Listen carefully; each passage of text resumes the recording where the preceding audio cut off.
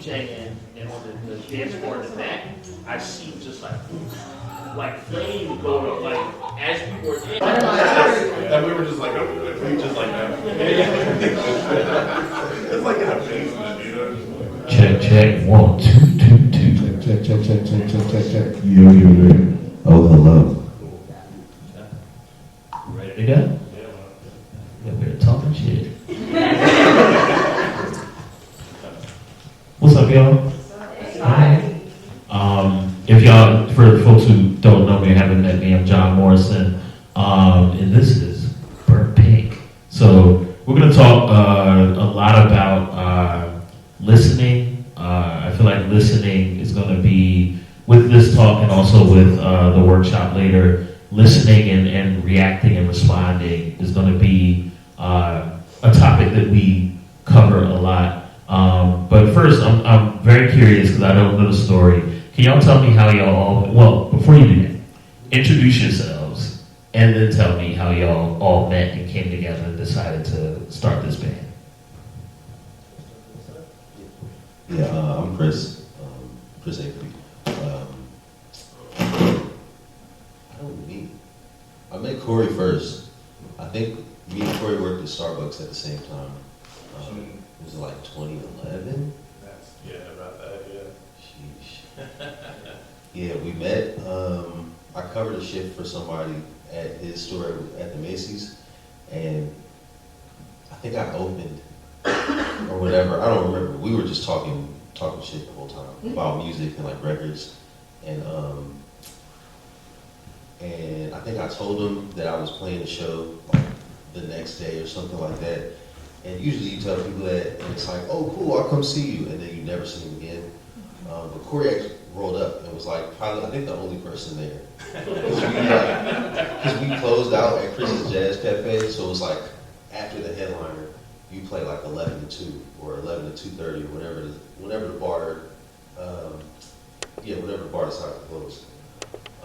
And Corey rolled up, and we were playing like whatever weird jazz that I was playing at that point.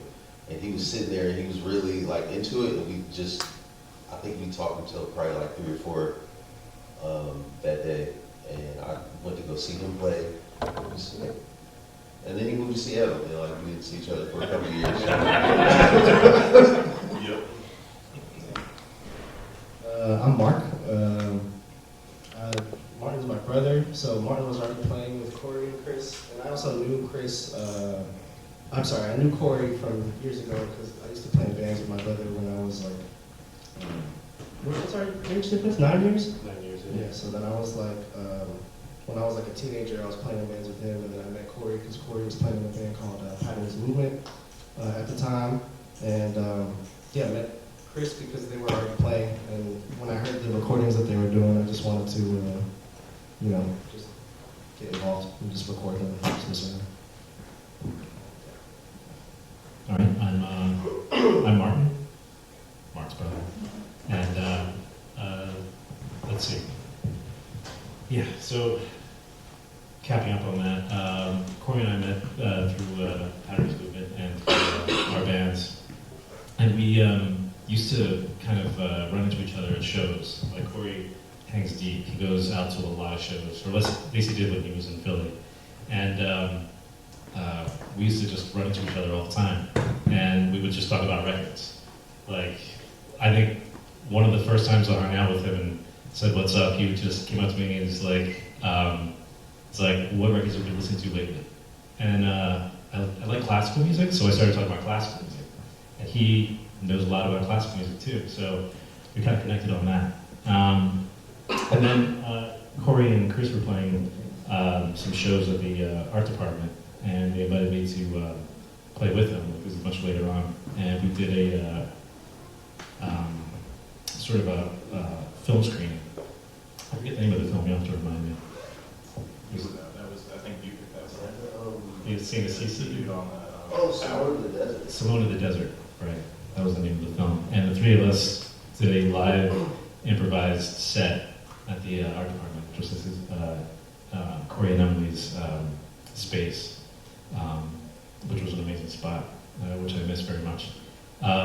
And And that was kind of like the very foundation of Burnt Pink. And my brother Mark was living in LA at the time. We came to visit, and I just brought him into one of our little sessions where we were just going to jam, and everything just connected. He started playing guitar, and it was like, it was just way better than what the three of us were doing. And we recorded it and all of that. So, yeah. Yeah, I'm Corey Curtis Duncan, and yeah, that recording was like the first time we ever recorded. Or I think we played like one day for a couple hours, and then the next day we recorded, and the day after that, and that is what our record is. Like, just like, off the cuff, that was like such a crazy. I couldn't believe how like crazy that shit sounded when we did that. Like,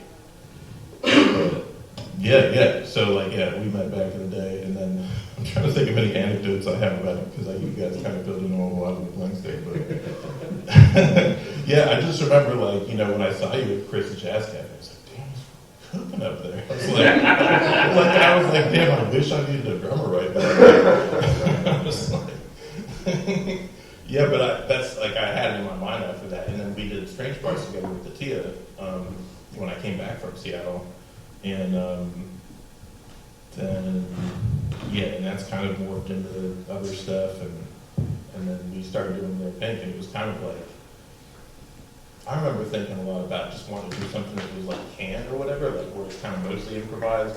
Maybe I think they kind of prepare a little bit for stuff, but like I was just like I just kind of wanted to do something less structured, just kind of more like free flowing. And I've never really done improvised stuff before that too much, so like it was pretty new for me, but like it just like clicked. And and also just for anecdotes, I remember like when y'all were playing in Lee J1 and I was playing in Package Movement, I think the first time I ever remember saying you guys play when we met or whatever, I think was at the Kybler. And I just remember, because you were like 14 or something like that. Like me and Martin were like, around about 21 or something like that. Yeah, and he was just killing it on the bass. And I was like, who the fuck is this kid? Like just destroying. I was like, what the?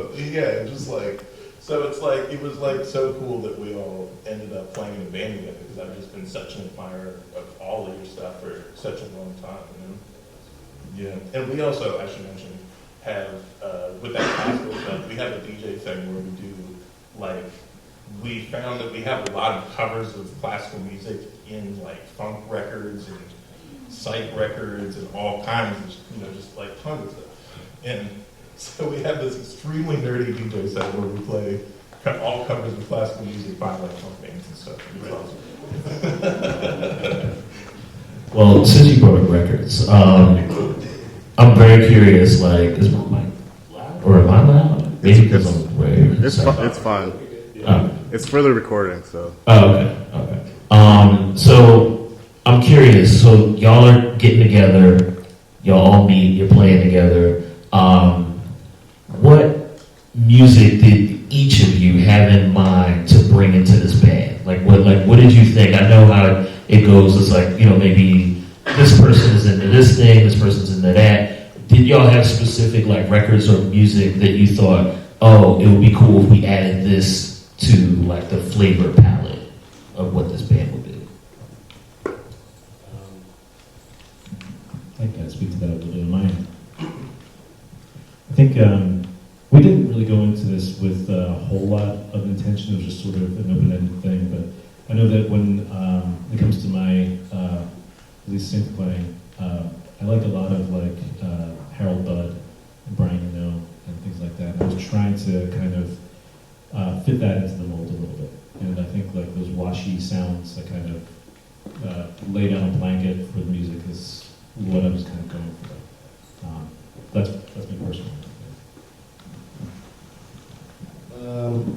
I think I didn't have like specific things in my mind, but I felt like we were playing at Corey's old place called the Art Department, and just being in Philly again after being in LA and like feeling what it was like to be in the city again. I think for me, I was thinking about all the different, and also knowing Corey for so long, and playing with Martin when I was a teenager. Like all of the influences of all the whole DIY scene from Philly, all the noise stuff, all the like weird stuff that I was a big fan of, was definitely like the spirits of that were definitely in the room for me when I was playing.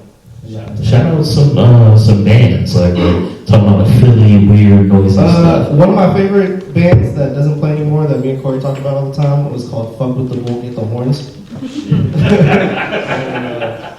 That was always stuff like that. Grandchildren, I don't know if Grandchildren still plays, but stuff like that, like seeing those types of shows like in basements.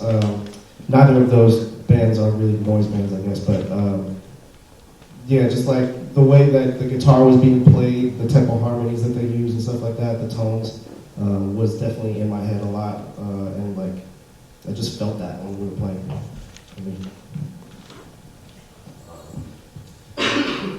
Generally, the music in my head is either extreme noise, free jazz, electronic garbage, or like something like extremely groovy, like or just like groove bass.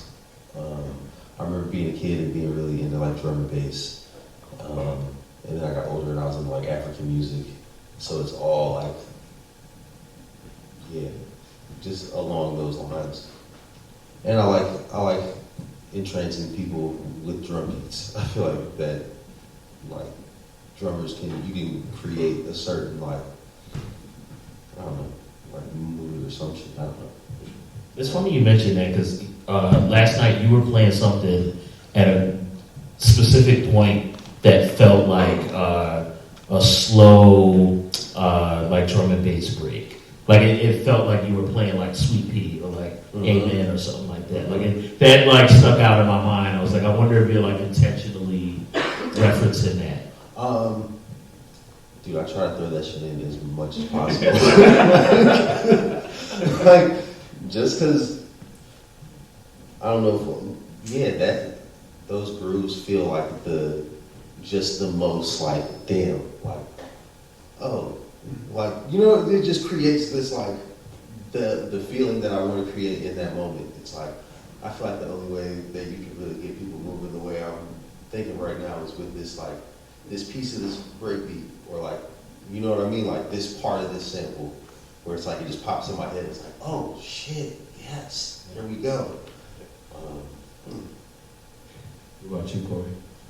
Yeah, I was thinking about how, like, you know, what you were saying. It's kind of like, it's almost like there's this like sort of ghost sample recall in your brain of like, you kind of know, like, I don't really ever specifically try to like play something from something I'm familiar with, but I feel like last night I remember doing something towards the end that really reminded me of this broadcast song I was just talking about the last couple of days because I found that sample of it. Yeah. And like, yeah, I feel like it's always kind of just a culmination of like everything that I'm listening to that just kind of seeps in there somewhere, and it's kind of almost hard to tell what comes from where. But I've always been fascinated by that, you know. But that's also like just kind of doing the spacey improv, or like I was saying, the canon stuff. You know, that was kind of a reference point for me. But yeah, I forget what's going with that.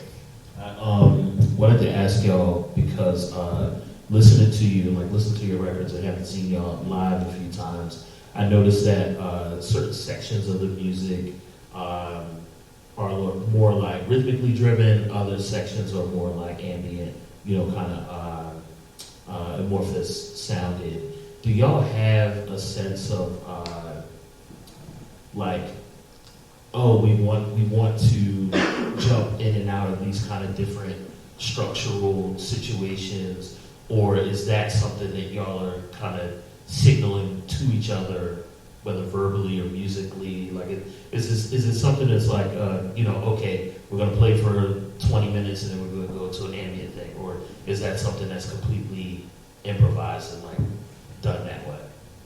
Organic. Yeah, it's perfectly, it's very organic. We don't plan on it. It just happens that way. At least from my perspective, I'm pretty sure these guys agree with me. I think when we're playing, it's a tough, not really tough. It feels like a very natural balance between listening and finding our own personal sort of way of fitting in with whatever everyone else is doing. And we're constantly nudging each other in different directions. Like someone will change one note and then I'll react a certain way, or then Chris will add a different accent or something like that, and then I'll react to that, and Corey will just like change like his bass line up a little bit, and then it keeps kind of forcing it to move forward until it kind of feels like it just reaches a certain point, and then kind of feels like it breaks down a little bit, and then we just let it kind of naturally progress in that direction until it gets into that sort of ambience, sound. Yeah. I was thinking about like, that, where you're talking about like it kind of breaks down on its own. Like, I think for me, I feel like in playing with y'all, I've always had this thing where it's like, there's like, I might have kind of got some idea in my head of what I was about to do or whatever, but then the mood kind of goes in a different direction before I get to it, And then I've really noticed that like when we're at our best, or when I feel like I'm at my best in the band, is like when there's just a lot of acceptance, like whatever is happening, you just like go with that. You don't be like, oh man, but I was about to do this, or it's like, and I feel like that's like, it also is so much a part of like our actual personal relationships and friendships with each other, that there's always that just kind of like we've never had any arguments or any kind of disagreements or anything. It's always just like, we just enjoy playing together. It's like pure joy and like catharsis and like, just, yeah, it's the easiest fucking band I've ever played with. What makes a band difficult?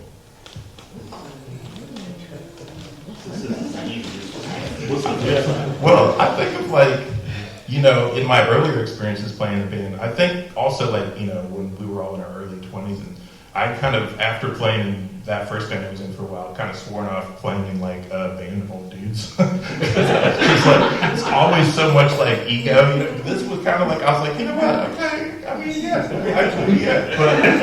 But I was like, at first I was like, I don't know. But like, it's just kind of like, it felt like so much, arguing, like, we used to play in that band I'm talking about. And we've kind of been each other's therapists and stuff over the years with that too, but like, it was just felt like arguing, all practice was just arguing and kind of trying to be like, sort of like a bit of a, puff your chest out kind of shit. I just like don't enjoy that, We're much chiller now. I do want to ask y'all, thinking about listening and responding and reacting, is there any point where any of y'all ever feel like the rest of the band is going somewhere within a certain musical scenario in a performance, and maybe you feel left behind, or maybe you feel like, oh, I have to adjust because I'm not on the right accord? I'm just thinking about like how you react to each other in real time as you're listening and playing. Yeah, maybe it's a personal thing. I constantly feel like, damn, I missed that. Damn, I missed that.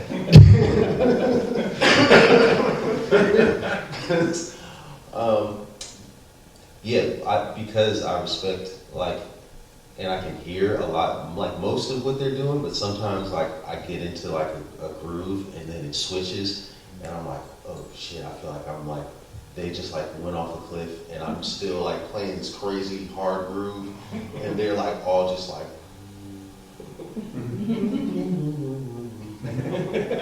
and I'm just like,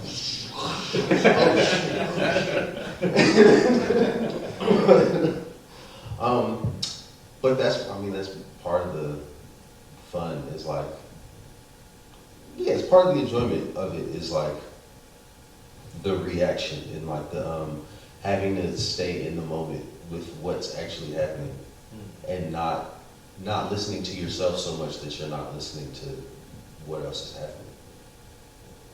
because that's usually what it is. It's like, damn, I'm liking this part a lot, and I'm like so into that I'm not listening to what they're doing. Yeah, I think we, maybe early on, there was a little bit of just like, oh man, I kind of wish I could have, done something differently in that moment. But now I think we've gotten to a point where it's like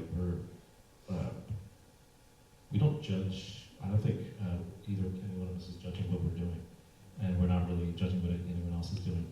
And there's moments where I'm just like, it's like, oh, that's kind of interesting. You know what I mean? Like, that's a crazy drum beat or that's a wild bass line, but let me figure out how I can make this work.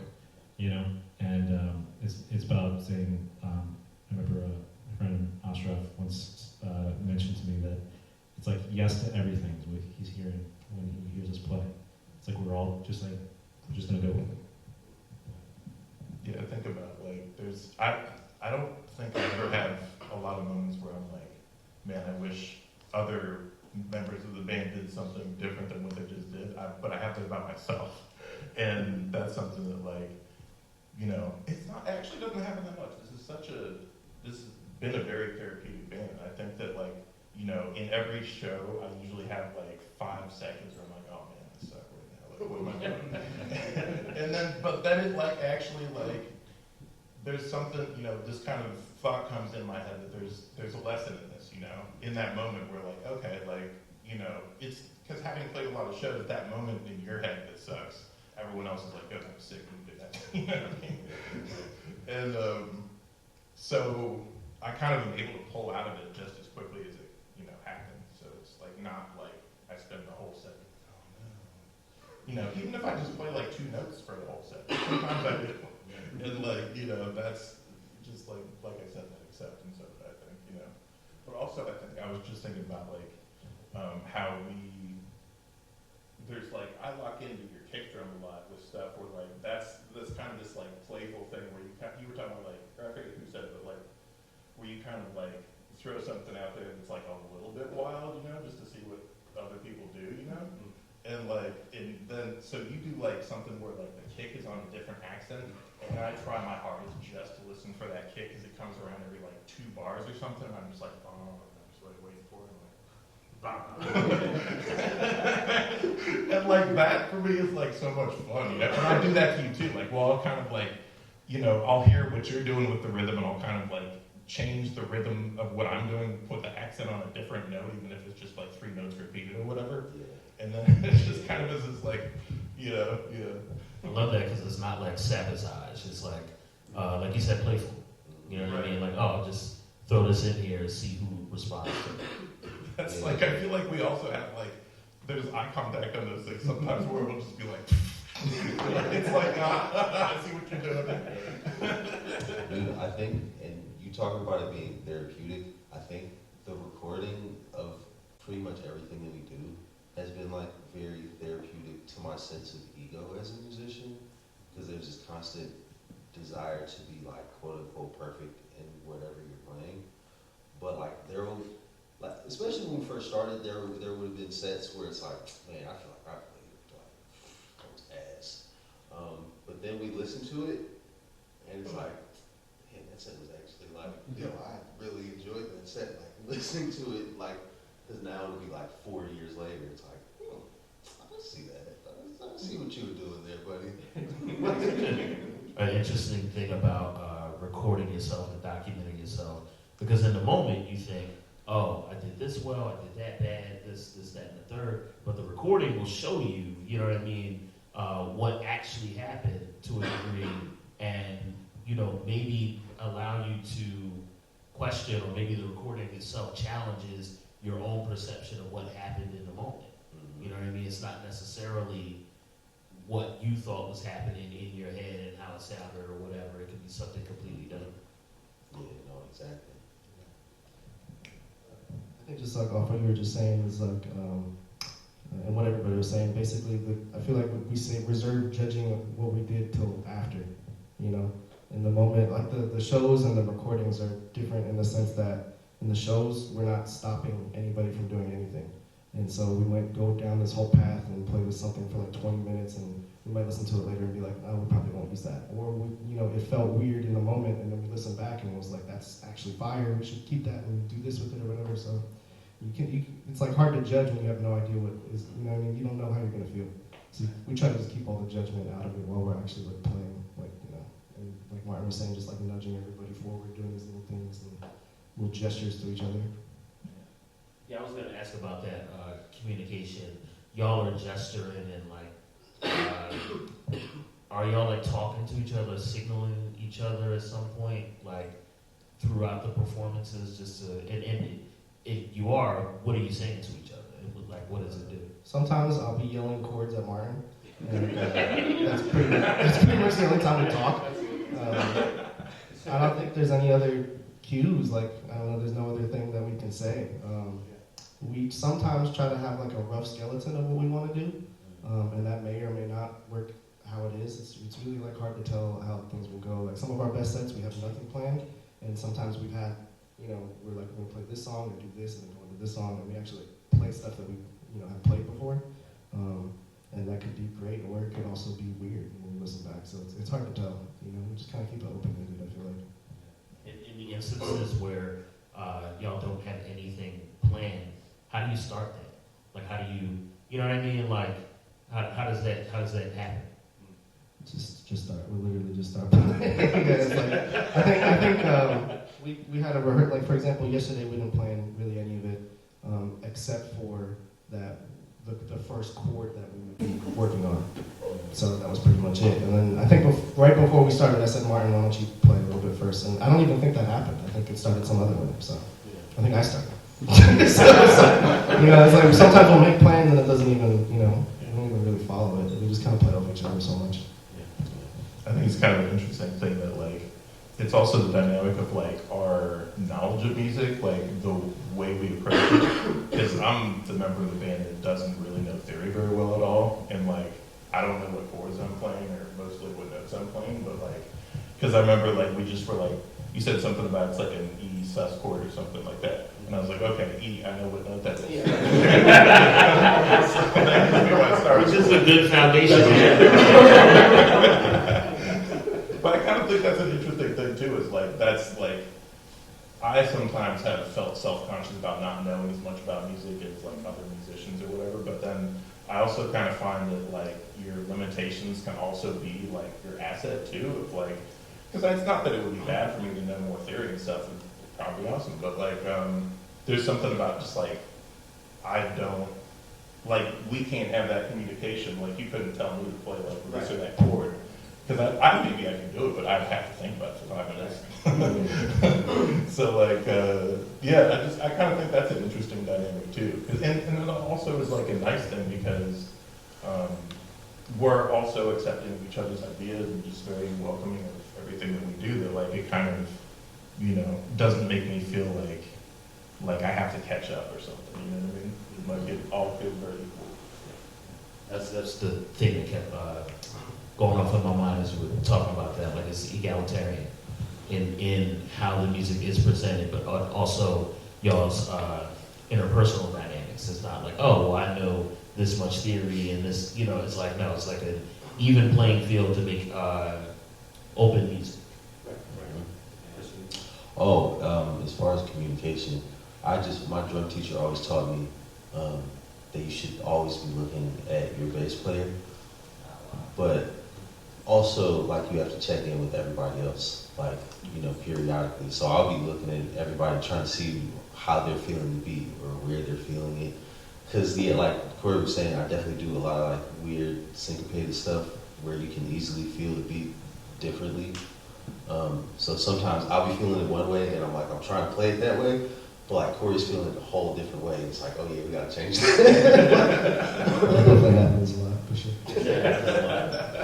Yeah, probably more often than not. Because we don't plan anything, we're not even counting any songs off usually, so we could be in a completely different tempo, or feeling sometimes things end up in odd time signatures too, every once in a while. So even last night there was something that ended up in 6 that I wasn't counting, but at the time when I first heard it, I was hearing it in 4, so I was counting it. You know what I mean? It was just like, we just kind of like play off each other. So it's fun when the rhythmic stuff does that because I don't know, it just like pushes everybody in different directions. I did want to ask y'all, how is recording different from the live performance? Since y'all rely a lot on improvisation, what makes the recording different, or like the records y'all have done, and how's that different from the live show? Generally, we've only had a couple sessions where we like maybe would be jamming. The song's kind of right at the. We don't usually present one idea, like one person bringing one idea. Although that sometimes that happens, but I guess we're kind of just playing, and so we might just be. It happens the same way that the live show happens, except we might freeze a moment and be like, "What was that?" and then come back and try to replay it again. But more often than that is we just play, and so it's kind of the same, but then we're editing it after. So it'll be like, this section works really good, this goes into this section, maybe this section would be better if it's pitched up, 3 steps or whatever, stuff like that. So like, and even sometimes we change the tempo of the thing that we recorded and warp everything around and stuff. So it's kind of just reacting to whatever we recorded, I feel like. As far as the live show, there's a different energy when it comes to the live show versus inside the studio. It's much more laid back in the studio. It's just very low key. A lot of times we're playing pretty mellow, and then we kind of just have to force ourselves to kind of push and give a little more energy. Live shows, energy. We played a show in LA a few years ago. We just released a live recording of that, and the crowd for that was kind of bonkers. They were like all really up close. They were like shouting and hollering back at us, and it was like great. It was we had such a good response to that, and we played even harder. We also played a show with Cinespeak, I think, a few months ago for Sarah's thing, and it was like a much more lively atmosphere, and we played pretty hard for that one, I think. Chris was playing some pretty wild, loud beats and stuff. It was just really fun.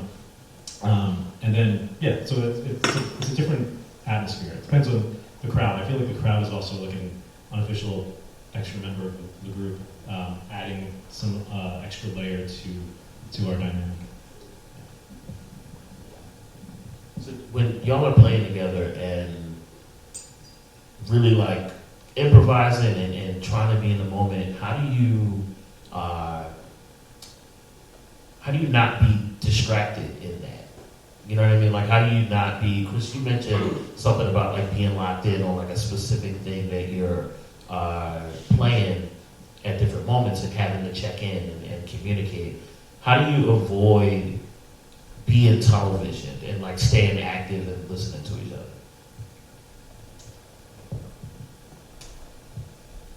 I think listening is like, it's like the times that happens for me is when I'm listening, like I said, listening too much to myself. Or like, I can't hear them as well as I'd like. So it's like, I'm just gonna keep playing this for a second, I guess. And then something comes in that tells me that it's changed, and it's like, let's do something different now. And yeah, sometimes you'll hear like a beat's going, and then it feels like it kind of fell off a cliff. And it's like, sometimes that's what happens. It's like, damn, it totally changed that. Like, I gotta get my shit together. I think sometimes that happens too, where like, I think, maybe like even two of us kind of lock into a slightly different idea that starts moving in a different direction, or someone starts playing quieter or whatever, and that just coincides with like, you're like, okay, I'm like on this thing now, and then it's just like, that's when it falls off the cliff, because you're like, oh, now I'm super loud and everyone else is quiet all of a sudden, like, but that adds like this like crazy dynamic that just so that, you couldn't plan that kind of thing the way that we end up doing it, I was just gonna say, I feel like it's kind of hard to get distracted when we play. We don't play for, well, I guess we maybe played for like 2 hours at a time. I don't know. We generally play like an hour and a half or something when we're just like jamming and shit. Yeah, I don't know. I feel like there's so much listening happening, it's hard to get distracted by anything else. It's kind of like meditative. We're just like very, at least for me, I feel like I'm not really ever thinking about anything else but what we're doing. So we're just kind of there. The music and the scenario kind of requires you to be present and active. Right. Yeah, like we wouldn't even, I don't even know how we would play if we weren't listening to certain things. And sometimes I'm locking into one other person more than another. Like I'll turn and I'll be like, I'm trying to play what Corey's playing, and then I'll turn and try to play what Chris is playing. And then, I'll be like telling Martin, play this chord. Yeah. Hey. And then it's just, there's so much to pay attention to and focus on that it's hard to get distracted, I feel like. I feel like there's something to it, like, I think there's a lot to be said for the kind of mind melding that happens, where it really feels like one organism when we do that shit. And I think we probably all remember when we were playing in New York at the Soul Surfer. Oh, And when we were sound checking before, it was like when the engineer was like, all right, yeah, just play for a few minutes, do something. And we all and it wasn't like a plan, it wasn't like a thing that we had done, a section we played before or something. It was just like some improvised shit, but we all started back in the same we all hit the same downbeat on the same tempo in the same key without saying anything. And it was really hot too. Yeah, it was dope. We were just like, what the fuck was that? I can say, watching y'all last night, there were some moments, honestly, where the cohesion was shocking to me. I was like, yo, I don't want to say there's no way y'all are improvising, because I know you are, but yeah, there were certain moments where it was so locked in, and little things that would connect on a specific downbeat, where I was like, oh fuck, it was it would just kind of spark something in me, it's like a joyous kind of thing, oh, y'all are really, really listening and locking in. If y'all experience that as well, what does that feel like to be communicating that deeply and that fluently together in the moment? I don't know if it feels like, if I can describe what it feels like. It just feels like another thing that's happening. It's like, okay, cool. This is a really cool section, and it's just like anything else. We're not really judging what's good and what's bad or anything. It's just like, oh, this is a cool groove. We got into it. And I feel like our sets tend to be, whether it's recording in the studio or playing live, it's always that organic thing where it's like we're searching constantly to find this sort of moment where we do get locked into some cool, interesting sort of groove or melody or anything, and then allow it to kind of play itself out, and then move on to the next thing. That's it. But yeah, I can't say that we can really we have the time, or at least I don't have the time to judge it. But I know in the moment it's like, oh, this is nice. Yeah. I have this generally in those moments, a lot of moments throughout the sets are just when we play, but they're you kind of get this rush of gratitude for it's just amazing that I get to be here with these wonderful people and playing this music that's just so gratifying to play. It just feels so meaningful without having any specific meaning, and it's kind of this amorphous thing. But yeah, I just feel such gratitude in those moments. Just damn, this is amazing. I can't believe I get to do this. You know what I mean? It's just it's really nice. Yeah. For me, it's I think you said it feels meditative, and I think that's when we're really in the zone like that, because that's there's been times playing jazz shows where you really get locked in like that, and it's you don't even remember what you played, but it was damn, I'm this part right here, I remember that shit. We were in the fucking zone. Even if I don't remember what I actually played, it's I remember, that feeling of just it's being super focused, but at the same time being extremely aware of everything. It's kind of crazy. See if y'all have any questions, but before that, can y'all talk about what y'all have going on, what's next for Burn Pig? Make it up as we go along. Yeah, we improvise our entire existence. Well said. But we put a record out every 6 months. We started on 420, so that was just kind of like the, so it's 420 whatever day of the week that is, even though it's not a release day. And then every 10/20, every 6-month anniversary of 420. And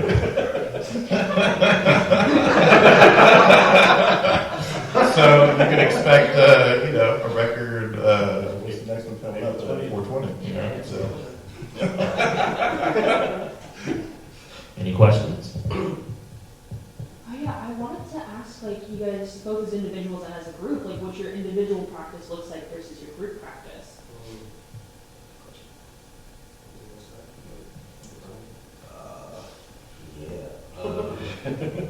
When I'm practicing,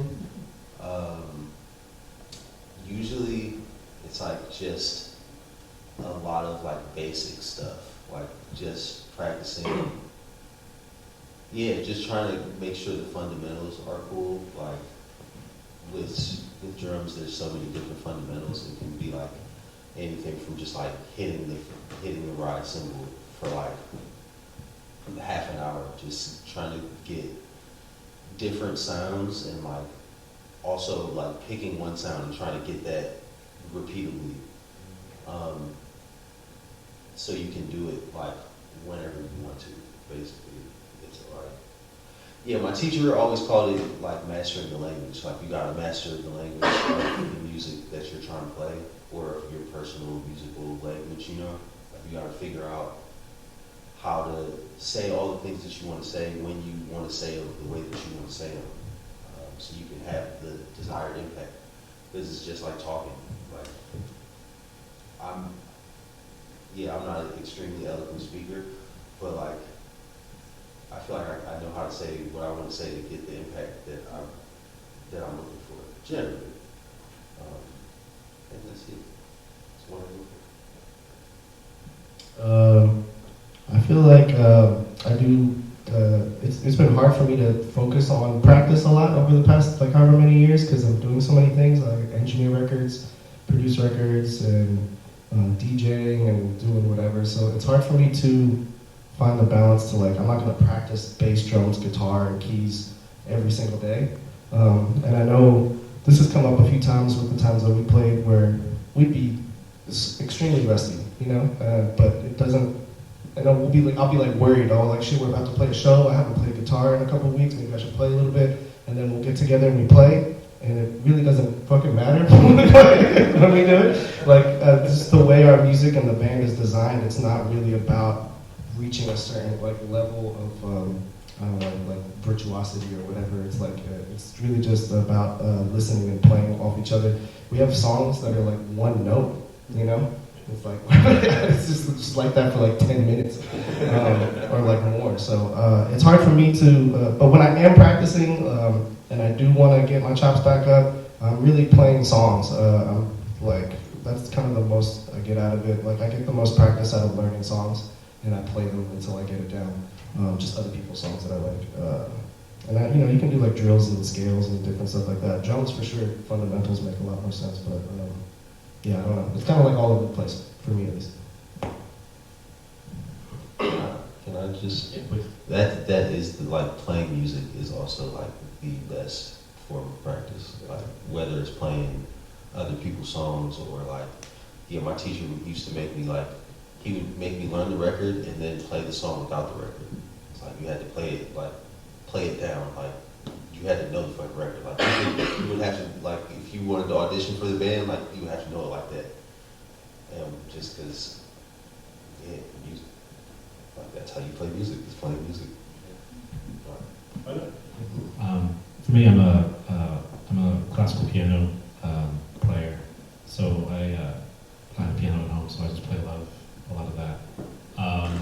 And then as far as like the synthesizers, I maybe spend once a week, maybe once every other week, sitting down, like maybe on a Sunday, on the weekend, and trying to find some new sounds out of it, and then messing around with that. And I put out some music on my own with that type of stuff, and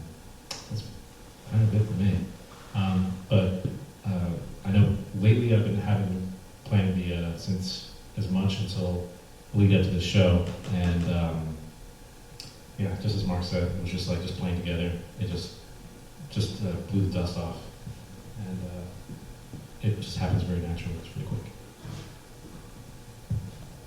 Yeah, I'm similar to Mark. I'm just like always like recording a bunch of stuff and working with a bunch of people, and just like always, it's like I would love to take more time to actually practice than I do, but I've always had kind of like an iffy practice schedule, I would say, in terms of like being consistent with something.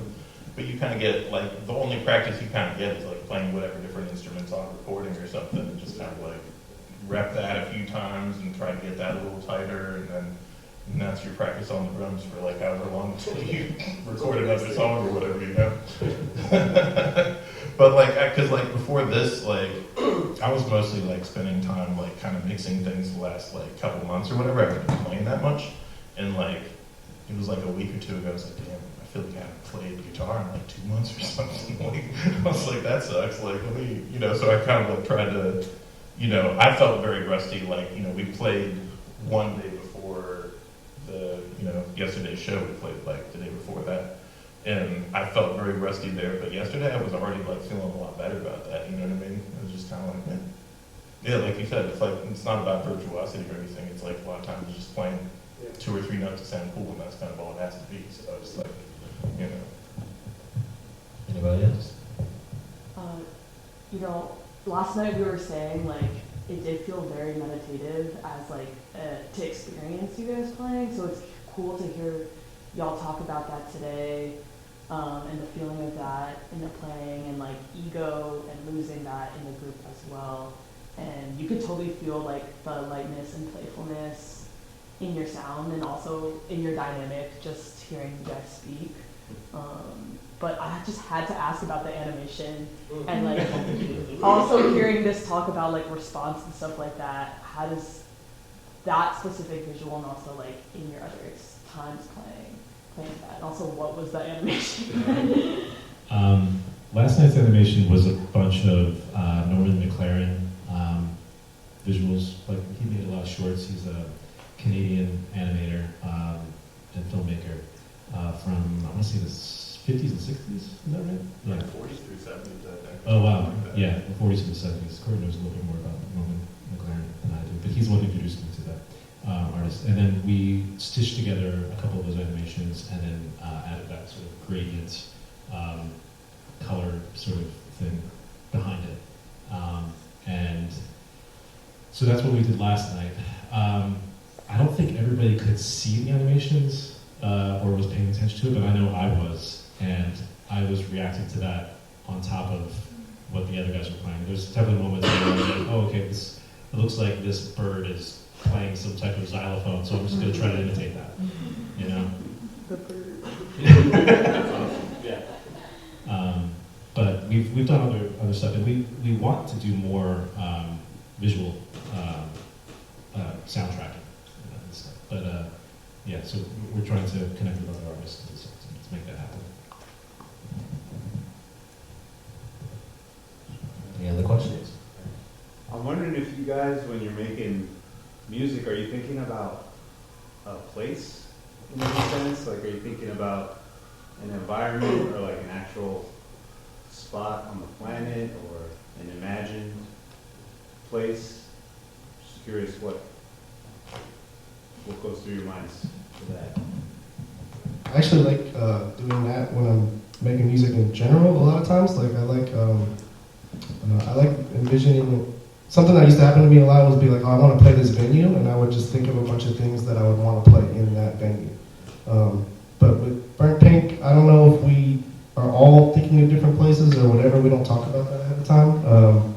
But one place that still pops up in my mind all the time is because the first place we played was Art Department, and just the way that place felt. I try to always keep that with us wherever we go. So that's like one specific place, but I guess I mean. Sometimes I think about clouds and stuff, you know. Ocean or whatever, you know. Not much more specific than that, but yeah. That's all I got to say. Yeah, I think a feeling more than a place for me. It's like, yeah. space, also space, you know. It's everything about space, yeah. Any other questions? Yeah, you mentioned how like a lot of like music outside of this band feels like a battle of ego, and as someone who came from like musical theater, ego, and like, and so I guess I wanted to ask you guys like when and where did you guys started feeling gentleness like with music, and especially like with each other, and like how that gentleness gets fostered and nourished. Yes. Yeah, that's a good question. I think when we first started playing, we kind of spoke about this a little bit, but at least for me, I remember being really burnt out by a lot of things. I was living in LA, and I had just got through some different, just like messy, like situations, like work situations, like trying to finish records and communication being really bad, or not getting paid when we're supposed to get paid for certain things, or just weird relationship stuff too. So it felt really good to just sit down and just play just to play. So that was a big thing for me. Like, I think gentleness was, for me at that point, was just us being able to just not judge anything that we were doing. Just being able to play with no, outcome in mind. Like, oh, we're going to make this a record and then we have to sell this and have a rollout and do all these crazy things. Like, we just wanted to make music. So the first time we played, I don't think we even recorded. But, I had in my mind that a way that the band could sound. So I think the next time we played, we recorded. And then, we just started kind of working out our sound from there. And it was just fun. Like, it was just, we all sitting down, like, enjoying it. So, yeah, I like the way you phrased that. I think that the band, low-key, kind of is based on gentleness with ourselves and with each other. For a while, I went to UArts like back in '09, until I had to drop out. Like, it's a long story. But after that, I was trying to like play a lot on the jazz scene, whatever, and like it's very competitive, but like that usually just means that there's a lot of egotistical people, like who have a lot of talent and skill, and like some of them are really cool, but it's like extremely egotistical. And at a certain point, I kind of just like, fuck this. And I really stopped playing and listening to jazz, and I started making like ambient music and just like around the same time, like I had Logan, like my daughter, who like also inspired a lot of gentleness, like that. It all kind of flowed together where I stopped playing drums, I started playing piano and bass more, and like just making the most like no beat having music I could possibly make. Just trying to I got into like sound healing, I think it's called. Just trying to incorporate that more into like everything that I make.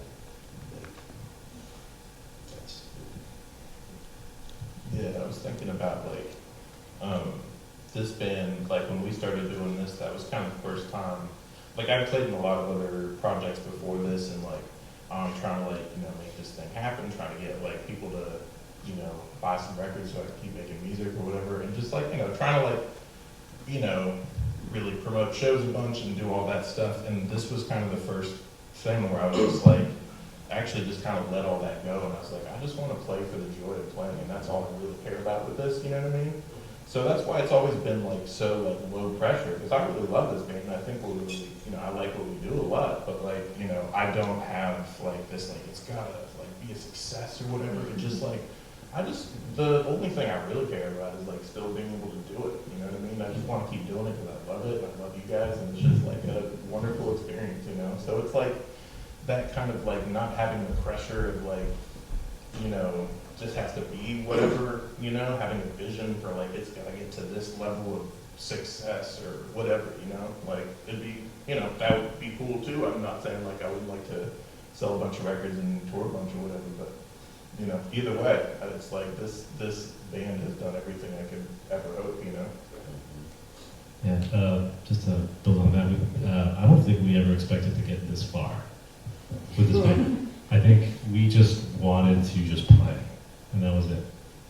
It just happened that when Mark started playing with us and recorded us, that we had a really nice sounding recording, and we were really proud of it. And we just put it out, and shows just started happening at the art department. People responded to it, and we were just like, well, we don't want to lose the ethos of this band. So we just kept trying to maintain that. It's very easy to maintain with these guys. You know, we all came from different situations where there was like, you know, some, I want to say like abusive sort of creators that we worked with that kind of shaped how we are. And I think kind of pushing that aside and then having a supportive sort of group really sparks a lot more creativity than anything else we've ever done. Yeah. Any other questions?